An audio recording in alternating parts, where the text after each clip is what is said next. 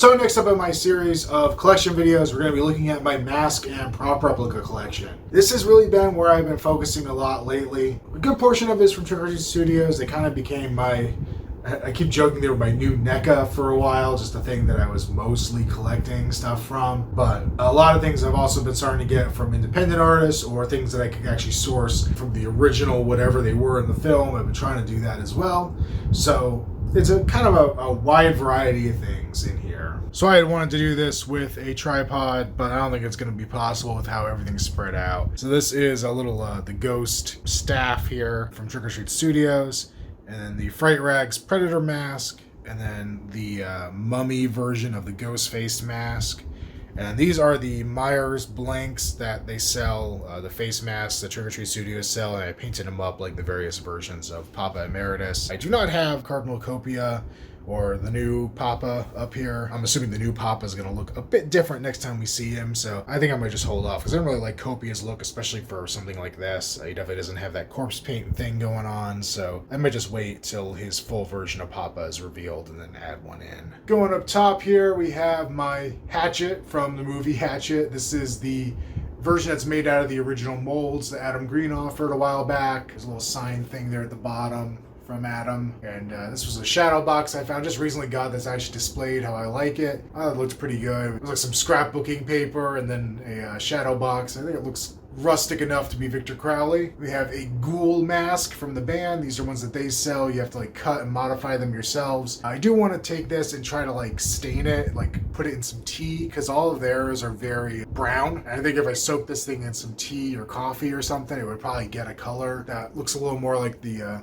stage used version. I do need to cut slits for the mouth as well, but still a cool mask. And then my Herbie, this is the zombie beheaded, I think, from Distortions, and that's what Buckethead uses on stage as his Herbie puppet. And I always wanted one, and when I found out what it was, I had to snag one for myself. Coming down, I'm gonna open up the doors on this guy so we get a little less glare here. This is crappy little bolt I used to hold that together, and you can see it's bent just from holding those doors together. But then we have the Ashy Slashy puppet from NECA. I did not get the V2 of this with the sharp teeth and everything. I like this one. The original Necronomicon from Trick or Treat Studios. I do want to pick up the new version of that. A little, I don't remember what brand this was. It was a little Lament configuration I picked up at a Halloween store years ago. And then a Babyface mask that my uncle sent me. I don't think my uncle knew that I loved this movie. And then he just randomly, I think it was for something, but he sent me this mask one day, and holy cow, I was really amazed to get it, and I love it. It's not like 100% accurate, but it's a nice little mask to have in my collection. Down here, I have my haunted masks. So the one on the right is the part 2 from Trick or Treat Studios. It's okay. I wish it was duller, because I think if it's supposed to look like a crusty old man, it shouldn't have that shine to it. So I kind of want to talk to one of my friends who might be able to advise me on how to make this not look so shiny. But the one here on the left is from Longshore Studios, and I think this is great. Oh, I forgot it's on a different head now, so it can squish down. That's a problem. But I think the detail's beautiful. I like the paint better than I like the bright green that they used on the Trick or Treat Studios version. There's a lot of nice subtle like shading and vein work in here. And then one of my favorite bits is that the back of the mask has this skull on it made out of the indentations. I think that's kind of cool. One of my favorite pieces. I think I could safely say this is one of my favorite pieces in my collection. It's nostalgic, it's gross looking, it looks like it did on the show, at least to my eye, and I love the bottom being all rough as opposed to this where it's a nice clean cut off. The rough bottom on here is great. I've checked their work every so often. I don't see this mask offered anymore. I don't know if they got in trouble or anything over it, or they just stopped selling it or got rid of the mold or whatever. But I keep hoping that one day they'll put one of these up for sale and do their own version of that, because I would love the work here on a mask of this design too. And then that also came with this. Take care of him for me, Carly Beth. I think that's kind of cool. It's like a, I don't know, weird. I love weird little in-universe stuff. My whole collection, my rule of collecting masks for the most part is that they should be actual masks in what they are. So they should be like prop replicas. They shouldn't be just like somebody's makeup job and then somebody made a mask of makeup on somebody's face. They should be things that are masks in their respected universes or props or whatever they are. So the fact that it brings it a little closer in universe fits perfectly with what I want here. Next down, I got my Trick or Treat Studios Silver Shamrock masks, all 3 of them, and then a couple different versions of the Sam Lollipop. That's the Tots one there without the bite in it, and that's the Spirit Halloween one with the bite in it. Going down, I have not lit these shelves yet, so you have to bear with me. These are dark, but my Freddy glove collection here. Most of these are NECA, so we have the Part 1, the Part 3, and the remake back here. And then I don't know who made this one. I bought it off eBay without much information on who made it, but it's a Freddy vs. Jason, and I like that one a lot. It's one of my favorite gloves. I just like how beefy it looks. Coming down another level, we have the Trick or Treat Studios Leslie Vernon mask and scythe, and then their Shining Axe. I have plans for that Shining Axe, but I'm waiting for a couple other items to become available first. So for right now, it lives in here.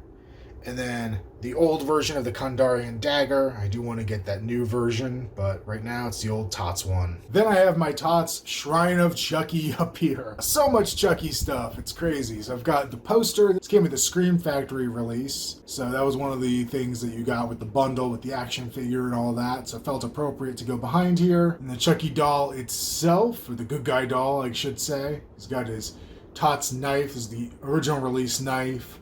And then his little hammer there. Tucked back is the exclusive voodoo knife, which is really just exclusive packaging. It's the same knife. I really wish they would have made it to scale with this Chucky, but no such luck. Then we got the hard hat. We got some loose and in-bagged batteries because I accidentally ordered some extra.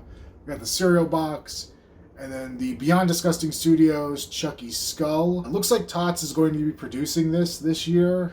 I think it's the same mold because I know the 2 studios have worked together before. So anybody who's going to be getting this, it is a beautiful piece. I highly recommend it. Just gross and very cool looking.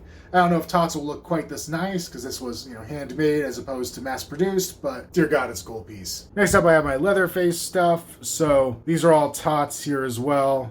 So the original Kill mask, the old lady, and then the Pretty Woman, which I think is one of the best things Tots has ever put out. It's probably the highest quality mask I've seen them do. We have the meat hook there, the foam one, and then the foam sledgehammer as well. And that will bring us down to our Part 2. I will say with the original and the Part 2, I've removed the teeth from them to make them look more like masks. And then I have the radio producer's skinned face here. And I had this little jar and an eyeball from a company called High Def Effects. They sent it as a bonus with the mask I'd ordered. I'll show off a little later. And I just thought that was a cool little accessory to add onto the shelf with some Leatherface stuff. Going down further, we have the Tots Part 3, the Tots Leatherface 3D. 3D is there in the middle because technically the remake is a different continuity. So it's keeping with I guess technically this one's a different continuity too, but at least it's the same Leatherface. It's a Sawyer, not a Hewitt. So that's the Tots. I don't love this one as much just because of the color.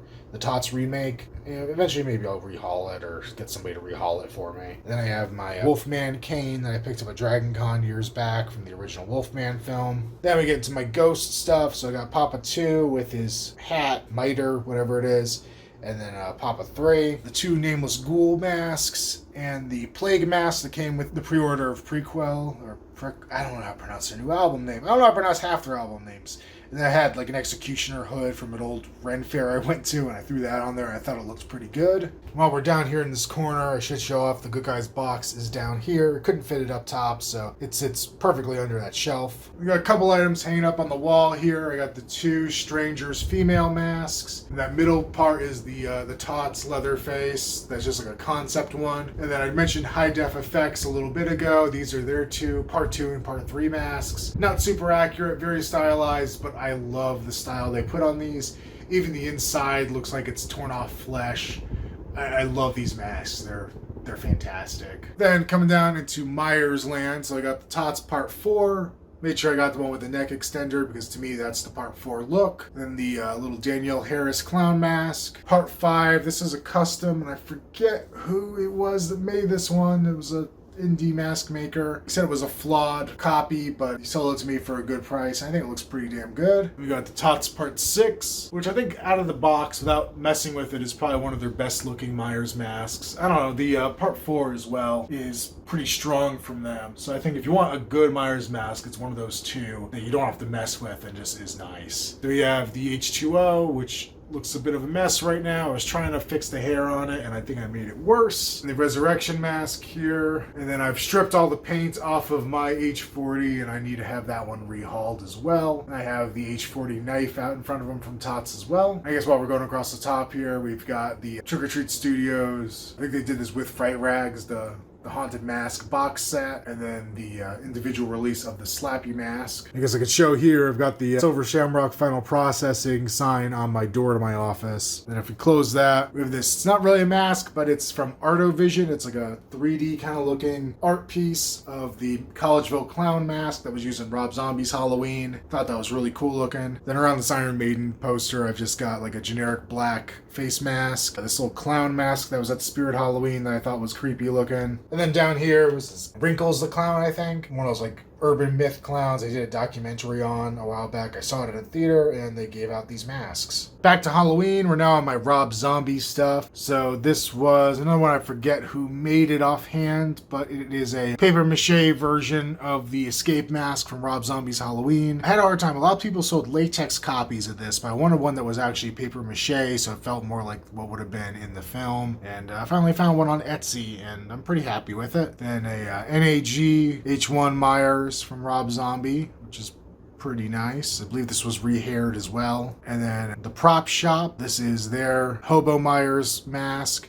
It's the one I've worn for costumes a few times. Pretty nice, a little small on my head, but I think it works pretty well. Really crappy little glass break effect piece I made because I had a chance to take a photo with this with Richard Brake, and I know it's the wrong version of Myers, but I wanted to have a little like crappy glass effect to do a photo with him with, and well, it's not great looking. I got the photo. And then we have the Beyond Disgusting Studios Hobo Myers knife here, which looks great. And Tots Young Mikey mask, the Tots H1, and then the H2 foam knife down there. I still got to get the H1 knives. The Welcome to Haddonfield thing from Spirit Halloween is in the back there. Then the Elrod mask from Halloween 2 from Trick or Treat Studios.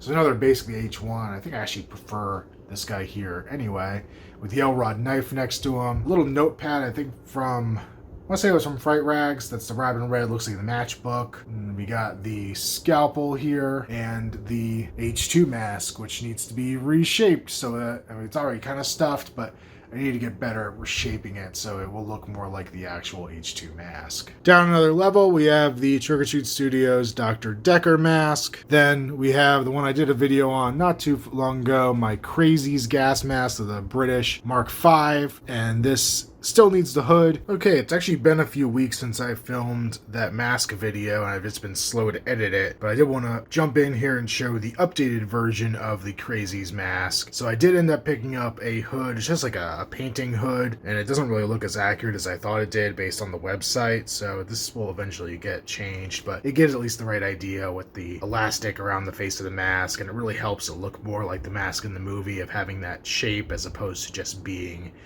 floating gas mask. And then I still haven't been able to identify the correct canister for this. I've had a couple people make suggestions, but either the ones they've suggested don't have the right size top piece to them, or they're newer than the movie itself. Like a few people have suggested one from the 80s, I think, or the late 80s, early 90s, so definitely not the right one for this movie because it wouldn't have existed yet. So I ended up just taking some foam and PVC pipe and making my own right now. It's a little rough. I may go back and redo it eventually later because it was kind of a prototype thing, but just for display purposes, at least gives me the feel of how the mask looked in the movie. I think I got the size okay. Probably far from perfect, but it's close enough right now. So basically the mask itself is perfectly accurate.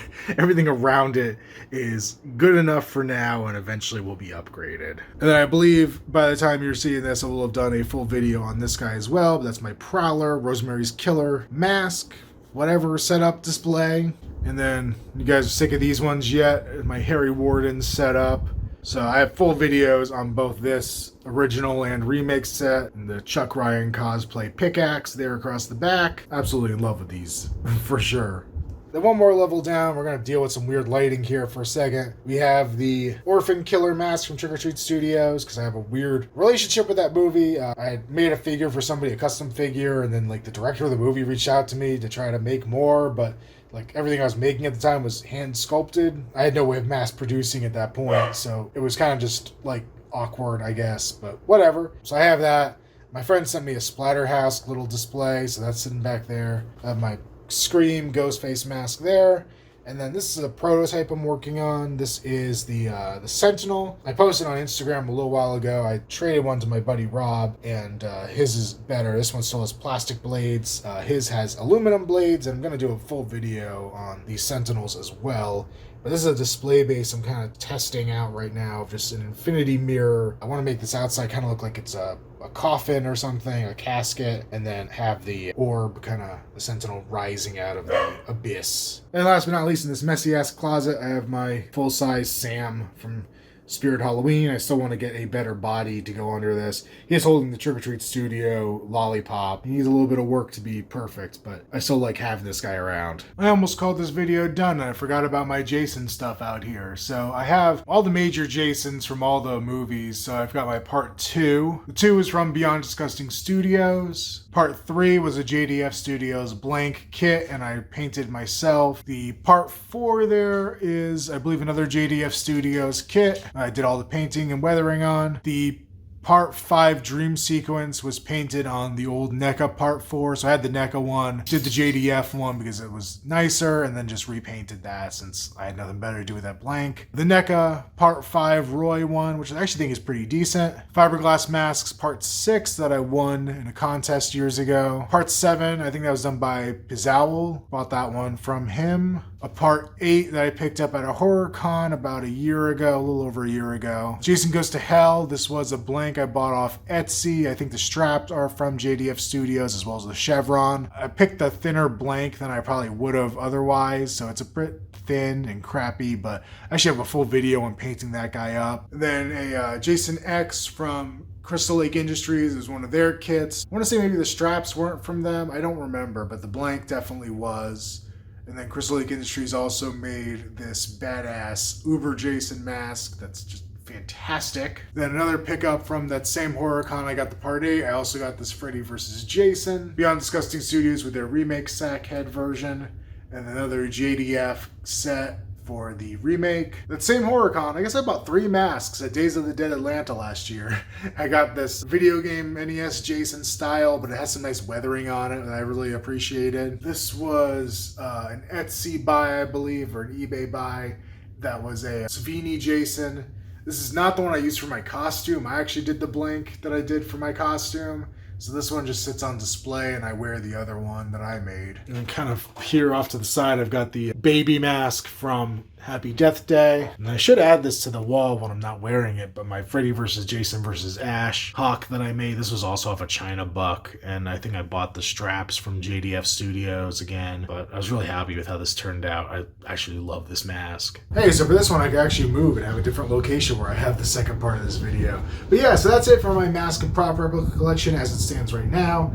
Another thing that I'm constantly trading out parts in and doing different things with, so I'm sure by the next time I post a video of this it'll be very different as well. But right now the thing that I'm enjoying the most is definitely doing stuff like the Harry Warden builds and the Crazies build, where I'm trying to source things that are the same or as close to the same as what was used in the filming of the movie. That just is a fun scavenger hunt to do for me. So I wouldn't really be surprised if I end up moving away from some of the TOTS stuff, Trick or Treat Studio stuff, and start doing a little bit more like that, just because it's been a lot of fun to do. But that's it for now, and I will see you guys in the next one. Later.